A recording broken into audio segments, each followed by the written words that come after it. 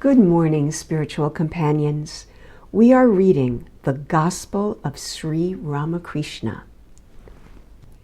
Continuing chapter 10, Sri Ramakrishna at Siampukur. Page 433. After a long time, Sri Ramakrishna regained consciousness of the world. Master to M. Something happens to me in that state of intoxication. Now I feel ashamed of myself. In that state I feel as if I were possessed by a spirit. I cease to be my own self. While coming down from that state, I cannot count correctly. Trying to count, I say 1, 7, 8, or some such thing. Narendra, it is because everything is one. Master, no, it is beyond 1 and 2. Mahima, yes, you are right. It is neither 1 nor 2.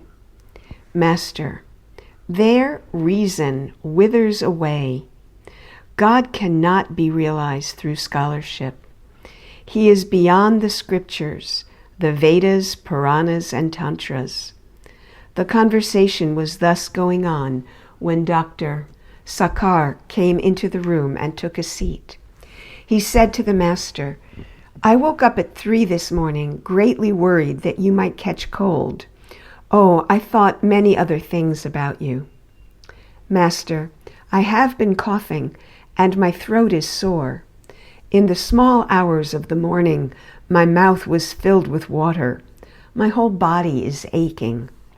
Doctor, yes, I heard all about it this morning. Mahimacharan told of his trip to various parts of India and said that in Ceylon no man laughed. Dr. Sarkar said, it may be so, but I shall have to investigate it. All laugh. The conversation turned to the duties of life. Master to the doctor, many think that the duty of a physician is a very noble one. The physician is undoubtedly a noble man if he treats his patients free, out of compassion and moved by their suffering. Then his work may be called very uplifting. But a physician becomes cruel and callous if he carries on his profession for money. Doctor, you are right. It is undoubtedly wrong for a physician to perform his duties in that spirit. But I don't like to brag before you. Master, but the medical profession is certainly very noble if the physician devotes himself to the welfare of others in an unselfish spirit. Whatever may be a householder's profession, it is necessary for him to live in the company of holy men now and then. If a man loves God, he will himself seek the company of holy men. Dr. Sarkar inquired if anybody would sing that day. Master to Narendra, why don't you sing a little? Narendra sang, Mother, make me mad with thy love. What need have I of knowledge or reason? Make me drunk with thy love's wine. O thou who stealest thy bhaktas' hearts, drown me deep in the sea of thy love. Here in this world, this madhouse of thine, some laugh, some weep, some dance for joy. Jesus, Buddha, Moses, Gauranga, all are drunk with the wine of thy love. Mother, when shall I be blessed by joining their blissful company? A strange transformation came over the devotees. They all became mad, as it were, with divine ecstasy. The pundit stood up, forgetting the pride of his scholarship, and cried, Mother, make me mad with thy love. What need have I of reason or knowledge? Vijay was the first on his feet, carried away by the divine intoxication. Then Sri Ramakrishna stood up, forgetting all about his painful and fatal illness. The doctor, who had been sitting in front of him, also stood up. Both patient and physician forgot themselves in the spell created by Narendra's music. The younger Naren and Latu went into deep samadhi. The atmosphere of the room became electric. Everyone felt the presence of God. Dr. Sarkar, eminent scientist that he was, stood breathless, watching this strange scene. He noticed that the devotees who had gone into samadhi were utterly unconscious of the outer world. All were motionless and transfixed. After a while, as they came down a little to the plane of the relative world, some laughed and some wept. An outsider, entering the room, would have thought that a number of drunkards were assembled there. A little later, Sri Ramakrishna resumed his conversation, the devotees taking their seats. It was about 8 o'clock in the evening.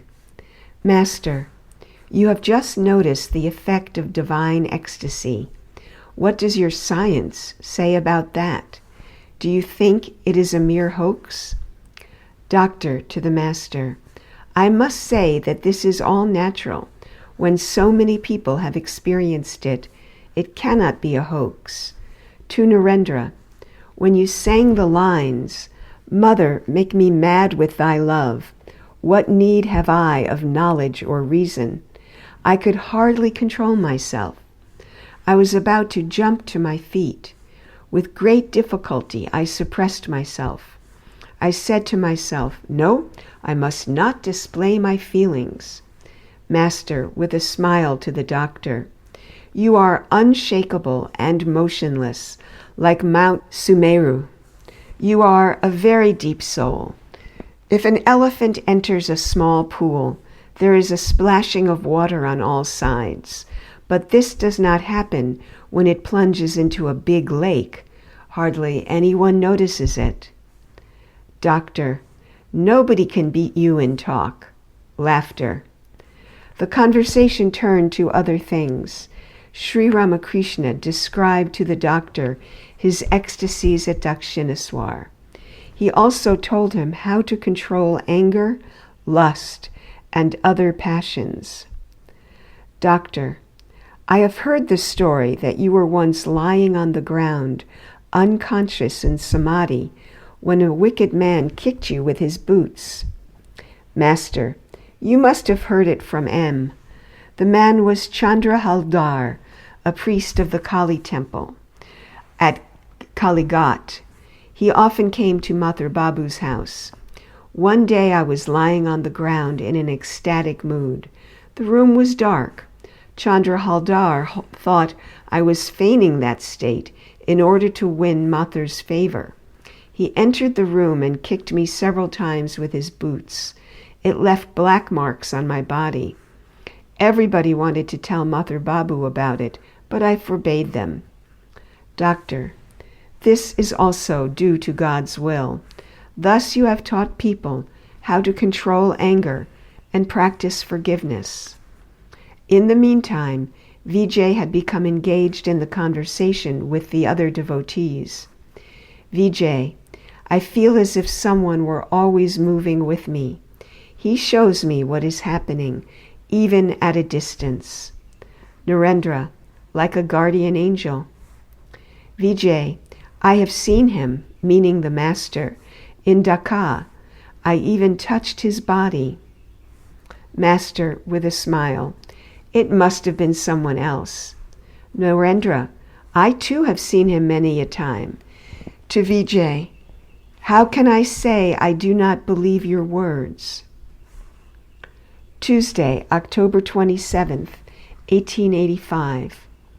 It was 5:30 in the afternoon when Dr. Sarkar came to the Master's room at Siampukur, felt his pulse, and prescribed the necessary medicine.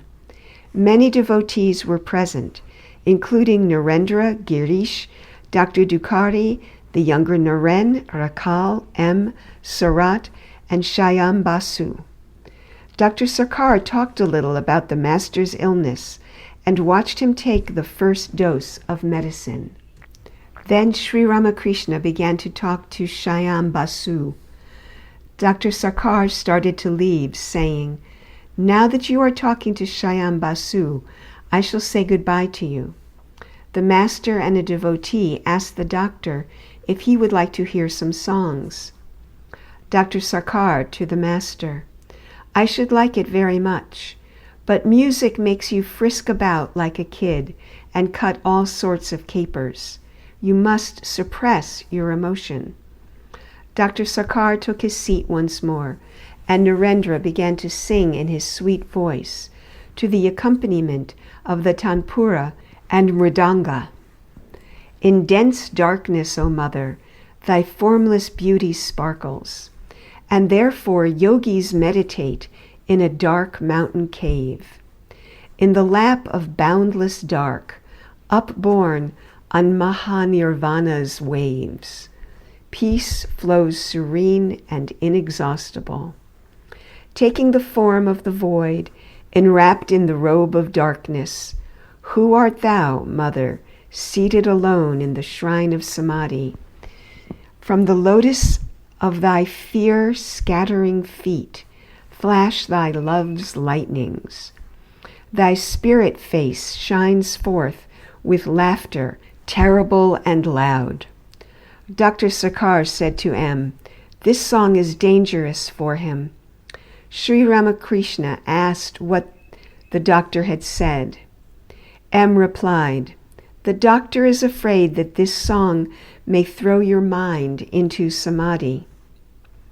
In the meantime, the master had partially lost consciousness of the outer world. Looking at the physician, he said with folded hands, no, no, why should I go into samadhi? Hardly had he spoken these words when he went into a deep ecstasy. His body became motionless, his eyes fixed, his tongue silent. He sat there like a statue cut in stone, completely unconscious of the outer world. Turn inward were his mind, ego, and all the organs of perception. He seemed an altogether different person. Narendra continued his singing, pouring his entire heart and soul into it. What matchless beauty, what a bewitching face I behold. The sovereign of my soul has entered my lowly hut. The springs of my love are welling forth on every side.